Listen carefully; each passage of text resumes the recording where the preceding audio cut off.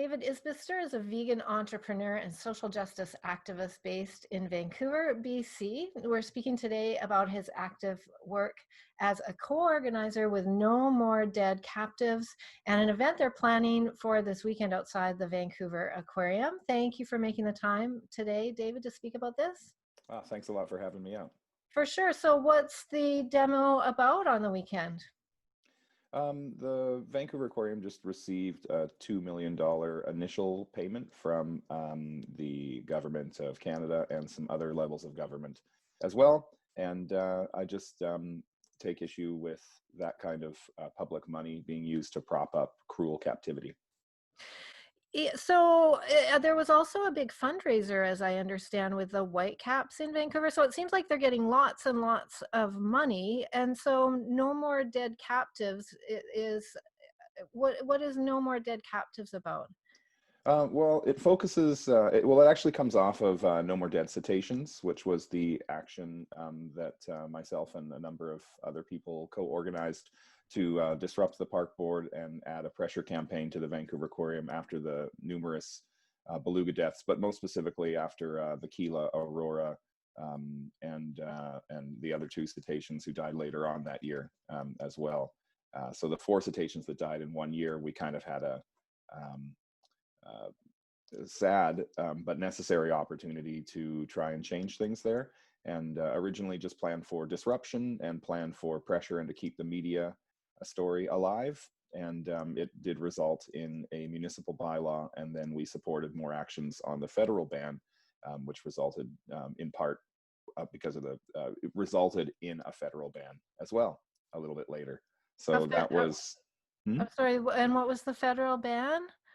The ban on cetacean captivity. On captivity altogether. Across Canada, yeah. Okay, so but there are still cetaceans at the aquarium. There's one. One. Mm-hmm. Okay. And they've planned to send her off to maybe another SeaWorld type place. So they have planned to move her, but we're pushing for sanctuary, for the aquarium to become a proper sanctuary and participate in sanctuary, and by ending associations with CAZA, the Canadian Association of Zoos and Aquariums, which run for-profit captivity models, sort of profit from the animals first, providing welfarist type care, but not care that is without negligence, that is without other immoral acts on the animals to begin with. So yeah, I'm really ignorant on the whole aquarium issue. I have to just admit that out front. Oh, okay.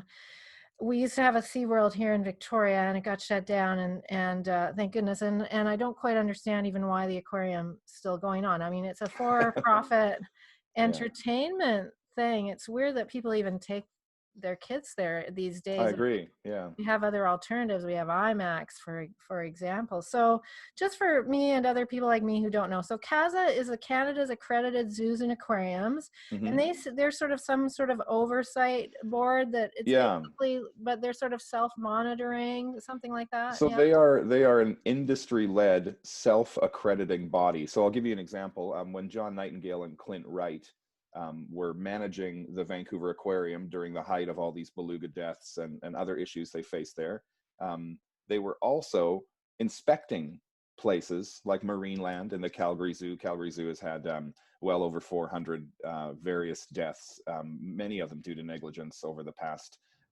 10 years. So they were inspecting Marineland, the next year after they accredited them through their own industry protocols.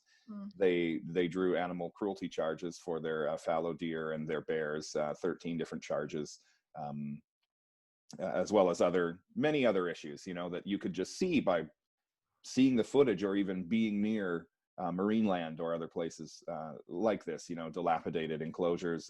For instance, these folks helped to accredit the Vancouver Aquarium, and this is specifically so they can skirt regulations that the SPCA would usually be able to enforce by setting up their own sort of expert body that circumvents certain responsibilities in certain jurisdictions. So this is what the Vancouver Aquarium, as they say they're doing conservation, as they say they're doing species preservation and species extinction prevention work, nothing could be further from the truth. They're actually participating in purpose breeding for-profit captivity models while saying that one segment of their institution is not for profit. And so they're using that not-for-profit side of it, Oceanwise, to lobby the governments to change laws for them. They're using that regulatory body, CASA, to lobby the governments to make captivity more profitable by giving them breaks in tourism and just generally trying to enrich themselves to ignore the reality that these industries are dying for a reason. And it's not just the industries that are dying it's the animals, statistically much shorter lives. So I just don't want, there's lots of criticism about where tax dollars go, or how like my tax dollars may sound more like a right-wing sort of phrase, but these are public monies. These are funds entrusted by the public to elected officials, and they're handing them back to places that are dying industries, unwilling to change, that are only changed by force. Yeah, that's distressing to me. So that's what this action is going to be about on Saturday. We've had to go there numerous times for numerous things around respecting bans and adhering to local bylaws. They said that they, going back on their word, challenging their media narratives. This place is both sophisticated and sort of lowbrow in many ways. So it's tough to go into the depth of all these issues in one small conversation. And I realize I'm rambling on even now. So. No, that's okay. I mean, it's good to get it seems very complex and probably intentionally so. That way Absolutely. It's harder to wrap our brains around it. I mean, what seems clear is that animals shouldn't be in captivity. Certainly, ocean creatures in a tiny bathtub, regardless of the conditions, even if they're good conditions. I mean, 100%. Yeah. that seems obvious. So then the idea that there is this organization that is kind of self-monitoring and connected to Oceanwise. So I did a quick internet check on Oceanwise, and they purport to be all about ocean health, and I don't kind of get the connection there, what an aquarium has to do with ocean health. Well, recently Oceanwise held an event where they served seafood, or you could pick up seafood chowder from various restaurants, and that would help you learn how to save the ocean by eating animals from the ocean. So Oceanwise also purports to tell restaurants through a licensing sort of scheme, you pay $5,000 or a structured amount for a decal that you display, and they give you a list of fish that are sustainable. There's no traceability. They don't have to use only those fish. They could use one good fish and one bad fish and still be part of the program. And so it's interesting to me that, a oil, gas, and mining funded private nonprofit is selling seafood to prevent the oceans from dying. It's just kind of there's a connection to oil and gas here as well. Yeah, they're funded by places like Goldcorp, Shell. The names are on the buildings right at the aquarium. It's the Goldcorp Theater and the Shell Conservatory Grant or whatever. It's the names are they do business with tech, mining. These are people who destroy the actual oceans. Right, and the streams and rivers that feed the oceans as well. Okay, this gets more and more interesting then. So we're paying taxes, and we have every right to know where our tax money goes and speak out to that. And so what's the relation? So it sounds like there's private funding coming in, and then there's public funding coming in. And the Parks Board is somehow overseeing the aquarium in addition to CASA. What's the Parks Board's relationship here? There's a place called Stanley Park on unceded Musqueam, Coast Salish, and Tsleil-Waututh unceded territories.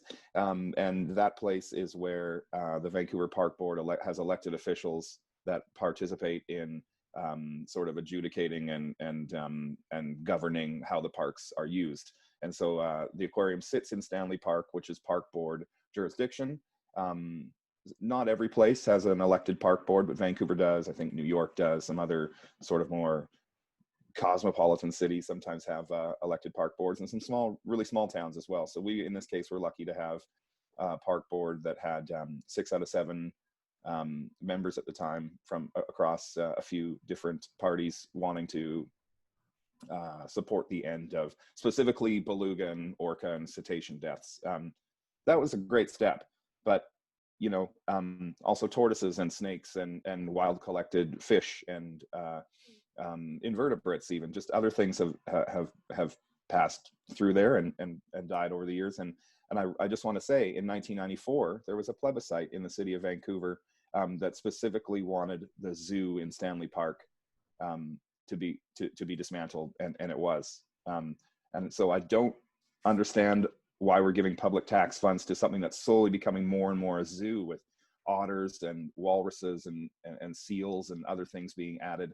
It just doesn't seem responsible in light of all the problems they've had with orcas and how they bet their past 40 years and their next 40 years on this incredible knowledge they have of keeping these mostly sad, diseased animals fraught with neuroses in tanks. That just boggles my mind. So some of the Parks Board representatives then are also understanding that this is not a healthy place for animals, and there's a movement, I think, from No More Dead Captives and other organizations that would like to see the aquarium as more of a sanctuary place, a place that's truly for perhaps rescued and then released animals. And what's going on with that? And how does the Parks Board fit into that? Like, do they have any say over what the use is? Not so much. So just to finish that Park Board thought, when the Park Board put through that ban, the aquarium sued the Park Board in the city of Vancouver, and by proxy the citizens of Vancouver. Eventually they lost one round, they appealed it, they settled for free rent for a couple of years.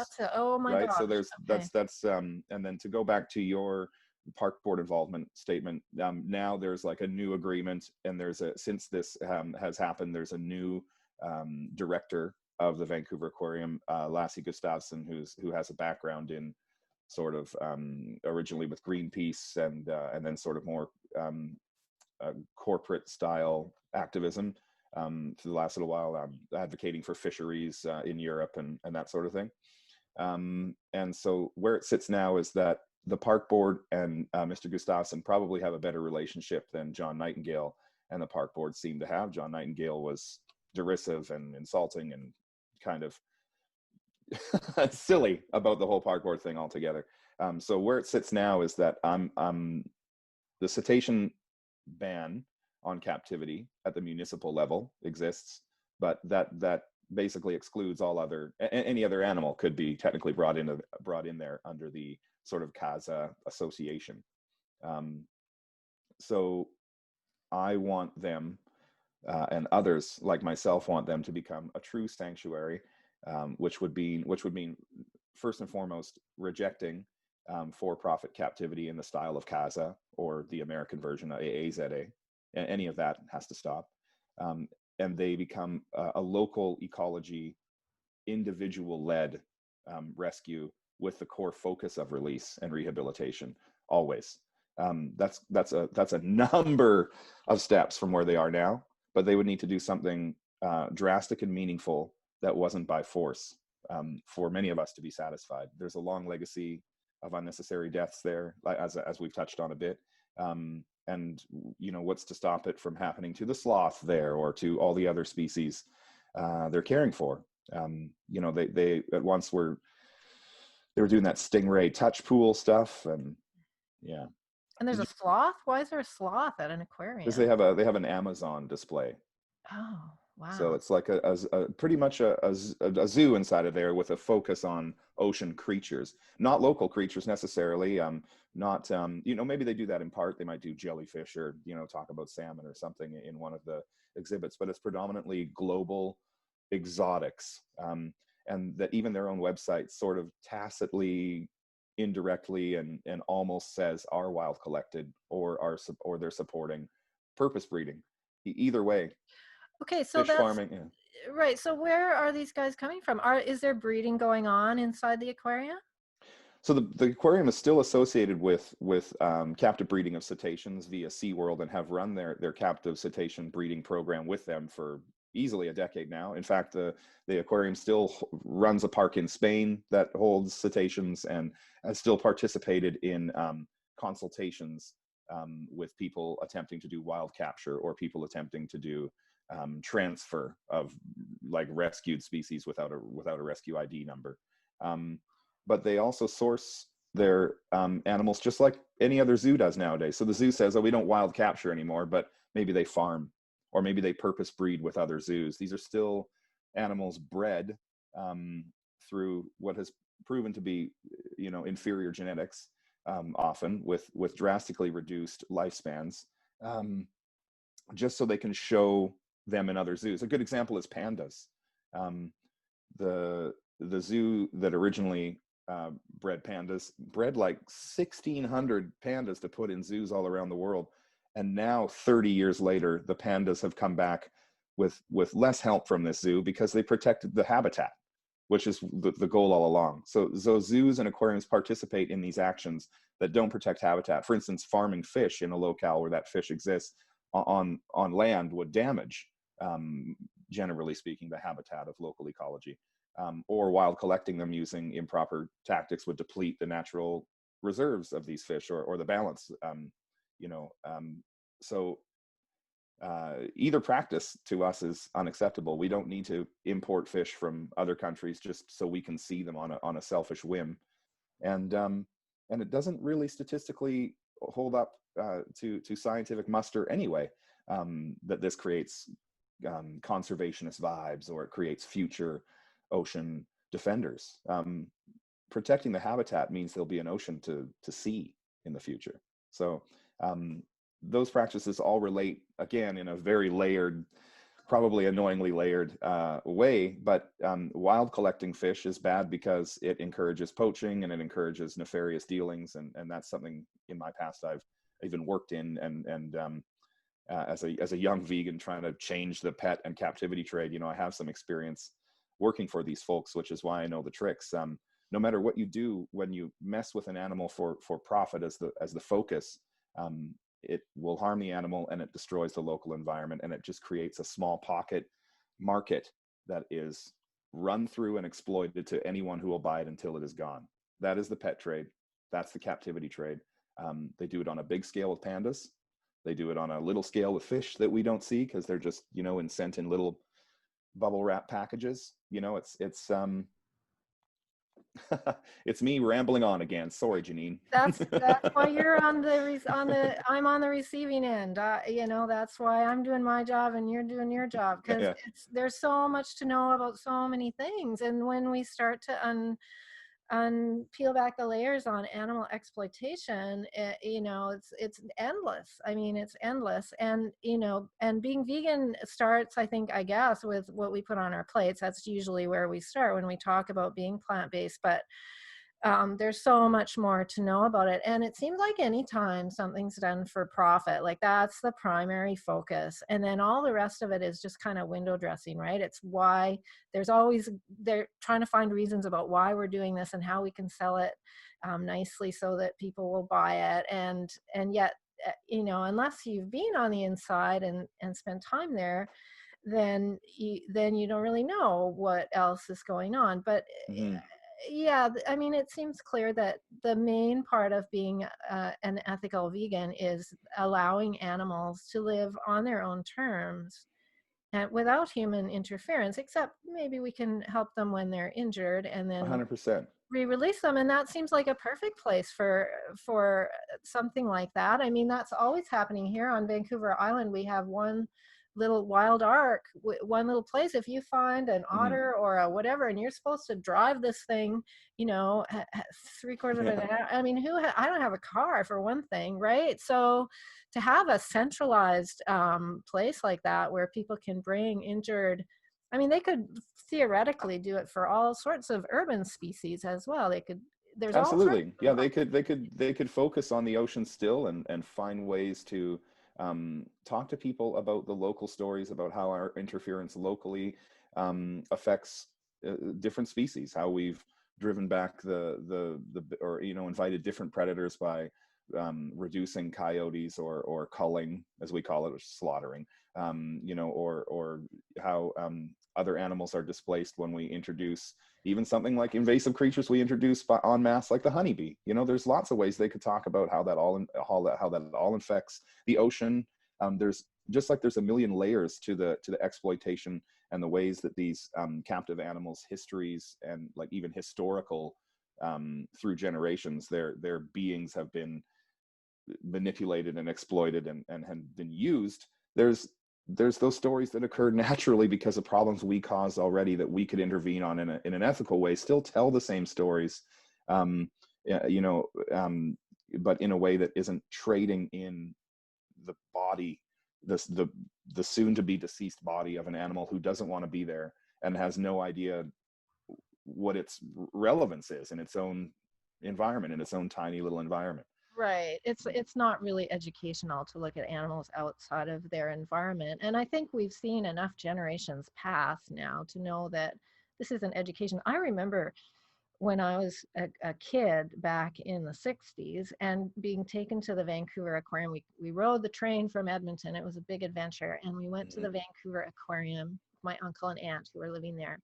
And there were polar bears. And like, I remember that. I don't remember learning anything about the polar bears except thinking, why are there polar bears? This is like the polar bears in Vancouver. It was crazy. So thankfully that's not happening anymore. But I would argue that there's nothing educational about that for me. I mean, and nowadays sorry. Right, we have 3D Yeah. imaging, and we have IMAX and stuff that could be used along with that. 100%. Yeah. And your argument is supported by science. There's been large institutions, Harvard, other folks, Yale, I believe, did a study as well that showed that the efficacy behind so-called zoo facts, because making people preserve animals, or if children actually have a lasting impression of reality. It found that they did not. They found that most zoos and aquariums, by and large, well over 90%, have provided very, very little except financing their own vanity projects that are meant to distract you from sort of the millions spent on executive structures and salaries that a nonprofit wouldn't normally have if they were public. So Right. So let's get back to that, because even if people don't care about the animals, they can care about where their tax dollars are going, right? For sure. And that certainly seems like a lot of money. So we've got regular tax money going through the city of Vancouver. There's a budget, I guess, that goes directly to the aquarium, and now they're getting free rent. Are they a line item in the budget? No, I don't believe so. No. Okay.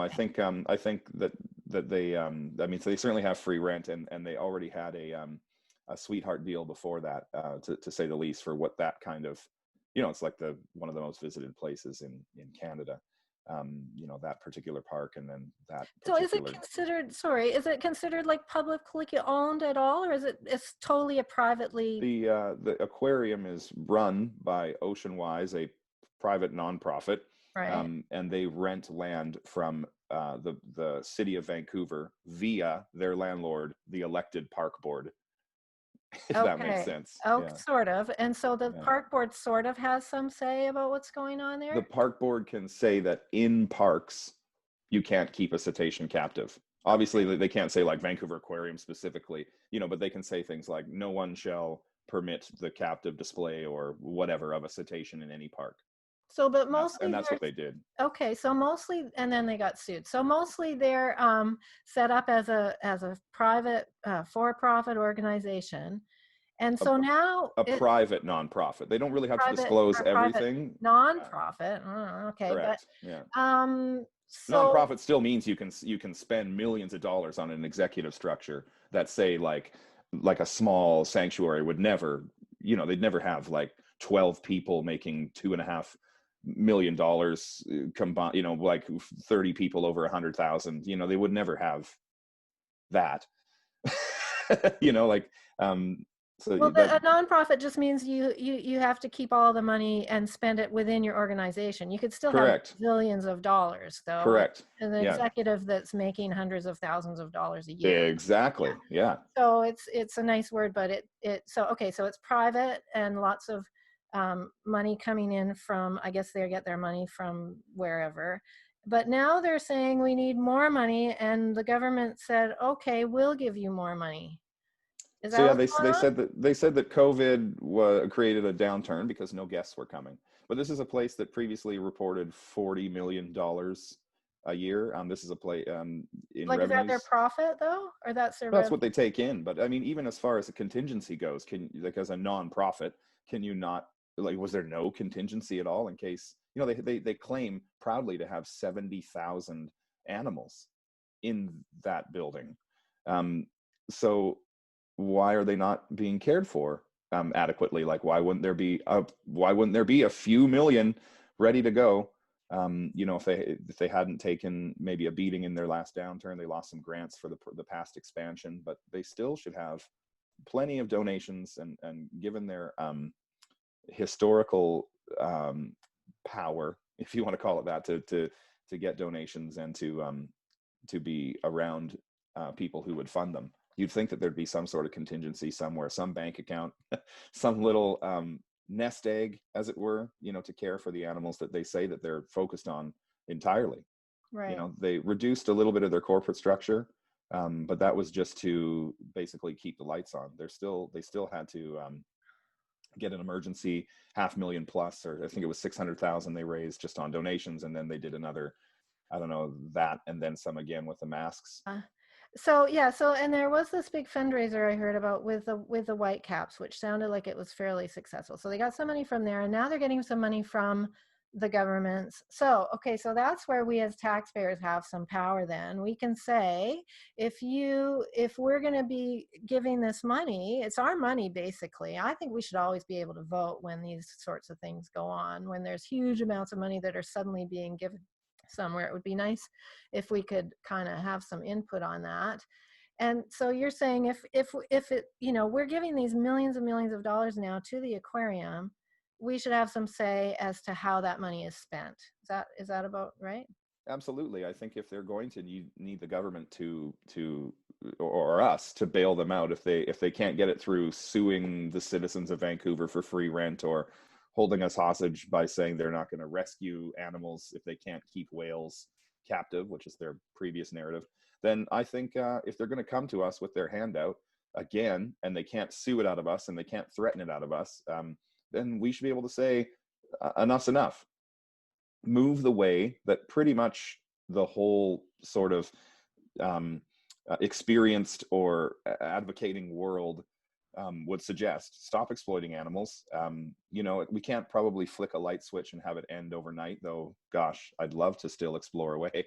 Um, but at least take immediate, clear moves to downsize. You obviously divest yourself of captivity, find sanctuary homes where places exist for certain animals, improve and enrich the enclosures of other animals that are waiting to find a spot. Look at re-release, look at repatriation, look at everything.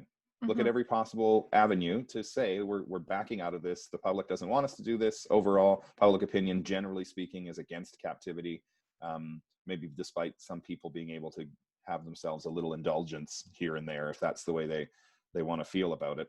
I decry that, but I think there's lots of movement that doesn't have to be forced that they could take, especially now that they seem to be in a position where they're reliant on the public funds, at least for the time being. I don't think we should be pushing the status quo during a time of when we should be stringent. No, and we've all experienced captivity ourselves now, and we know it's not all that pleasant. And so imagine Sure. what it's like for wild creatures, right? So, okay, so Mm-hmm. well, it sounds like Lasse.Gustavsson, is it? It might be a friendly person to start communicating with. So for people like me who can't get to the demo on the weekend, could we write to Lasse? Should we write to the city? Are there petitions? What kind of things can we do? And then also, when do you want people to show up on Saturday? On Saturday, yeah. Saturday. Yeah, so Lasse, we did meet with him when he first took over about a year ago. He seemed nice and open to things, a different tone than we had experienced. And but the vet Dr. Helena, he's still there and he's still making strange comments. He actually recently said that people who oppose the aquarium, he said this on CKNW, people who oppose the aquarium are the same as anti-vaxxers and COVID-19 conspiracy theorists. Okay. um, so Whatever. that's the kind of So thing we're dealing with. So the call to action we have is any action you can make is write the CEO. You can talk you can send just through your MP. You can send feedback about the government bailing out the aquarium, and we'll have some other calls to action along that coming up. There's petitions in a more general sense against the aquarium that you can find, but with this, we really wanted to just go there and make sure that the media narrative is heard about other folks who may not approve of the aquarium being funded by the government now or receiving handouts. And there might be further other places to talk to. Could also be Tourism BC. They would love to probably hear feedback about why people may avoid the aquarium based on their practices. So there's a lot of actions that people can take that may be more adjacent with their sort of own concerns. But right. there's lots of ways to participate. There are, and now that now that I know more about it, the details are complex, but it's when it's for profit, you just gotta, or when there's money involved, you just gotta follow the money, right? And then you can figure out what's happening. Well, who's this vet? The vet fellow that thinks that we're Oh conspiracy my nuts? gosh. Oh yeah, Martin Helena.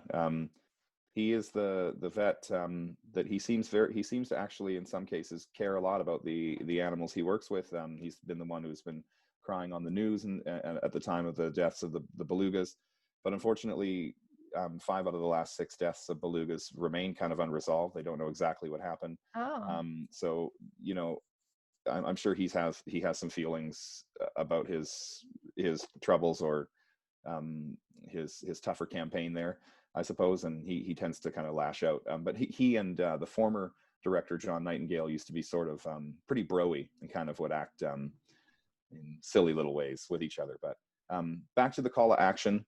Sorry, just one more thing. okay, yeah. It actually would be really good if we directed this at Lasse.Gustavsson for the time being, and I can forward you along an email for him after. Is it just Yeah, no, that's great because it'll go up on YouTube. I can put it in the comments perfect? there. Yeah, I can send some links that will help I that are mean, more direct. if he has roots in Greenpeace, he sounds like he's going to be our friendliest contact in there at the moment, Yeah, perhaps. yeah, Yeah. yeah. He definitely was open. We didn't hear a ton from him again, and but at the time he said that when he was done there, that it would even look the same. It would be very, very different, and that change takes a bit of time, and that he would be working on it. But you know, Well, we got to hold him to that then, right? Let's yeah, hold him to that. absolutely, and that's Okay. part of this here. So I think we'll probably hear from him on Saturday as well.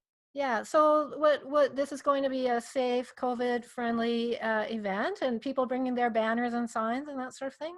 Yeah. It's likely just to be 20 people max. We're just kind of carefully letting 1 or 2 folks in at a time, so we can kind of dot ourselves out along that plaza and remain distant. And yeah, we'll be wearing PPE and keeping distancing measures in mind, and just maybe through the use of a megaphone and people who can get closer to the line to have one-on-one conversations. Just do a few speak outs. Just kind of keep it traditional, just to remind them that we object, and see if we can't speak a bit more to Mr. Gustafsson or arrange some other outreach. Yeah, maybe get some media. I Yep. noticed That's the goal. there seems to have been a bit of a shift from the corporate media. I never used to watch a lot of corporate media. Having been an activist for a long time, I just was always troubled by how it was our activities were diminished on the corporate media, and so I just sort of quit watching. And but since COVID, it's important to be in touch with what's going on in your community and stuff. And I notice now, with the Black Lives Matter recently, and then there was an Indigenous rights demo yesterday in Vancouver, and there just seems to be a little bit of a tone shift. I don't know if I'm just imagining that, but I don't know. I'm cautiously optimistic that the media are perhaps. I think COVID has created more. So there's something has shifted. Are you sensing that? There's more Yeah, a compassion. little bit. I do feel like I feel like the pandemic itself, um, even unrelated to animal captivity, as just related to social justice things, it really exemplifies the issues in our society.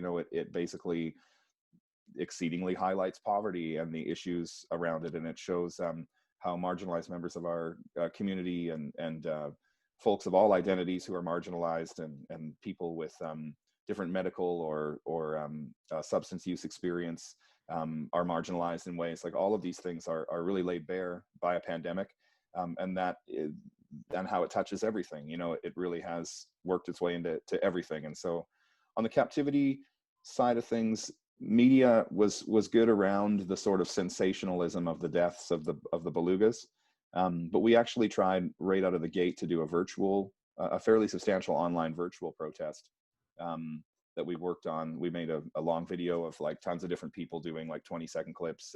I don't support the Vancouver Aquarium unless they, X. and gosh, we sent that everywhere and didn't get a single hit back on that, because it was at the height of the aquarium sort of fundraising media perspective. So the media has of late sort of focused more on this like fundraising sort of self-aggrandizing narrative that the Vancouver Aquarium's kind of running about All right. what their Well, value is in the community. So hopefully that's going to change on Friday just a little bit. We can get the other side out. They might be ready for a bit more now. yeah, let's give them some more to talk about. So maybe you could also send me the link to that. That sounds really interesting. I did not see that either. And I recently, I just this morning actually rewatched what's it called? Vancouver Aquarium Uncovered Uncovered, that yeah, Gary Charbonneau did a few years ago now. It's very revealing about what was going on there absolutely. at the time. Yeah, so that's still on YouTube. Okay. Well, thank you, David. There's lots of places to jump into this. Another great place for saving animals or trying to speak on their behalf and promote their interests rather than our own all the time.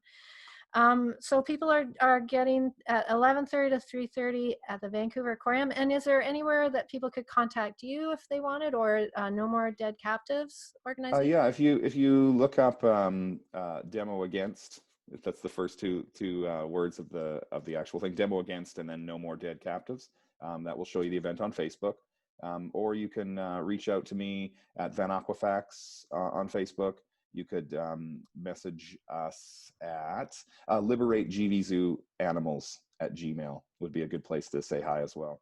Okay, and I can't Very let you social. go without plugging plant-based foods. Love it. Fantastic. I love that you're selling your products here in Victoria as well. So we're going to talk about that another day though, right? No problem. Okay. All right. Thank you so much for all your good work. And also Dog Web, the work that you do in the downtown east side. So hopefully we'll chat again another day, David. Thanks for Sure. Thanks everything a that lot. you're doing. Thank you. Thank you very much, Janine.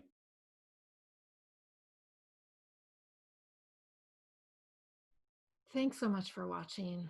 If you learned something, please click the like button. You can also subscribe and hit the little bell icon, and then you'll get a notification whenever I add a new video. I'm currently uploading new interviews about once a week, and I'm hoping to continue with that for as long as I can. Feel free to share this work, and if you're able to contribute at all, I'm available for that through Patreon, where you can donate a small amount every month would help me significantly. And I do donate every month to farm sanctuaries directly for the animals. Thank you so much for watching and learning and understanding.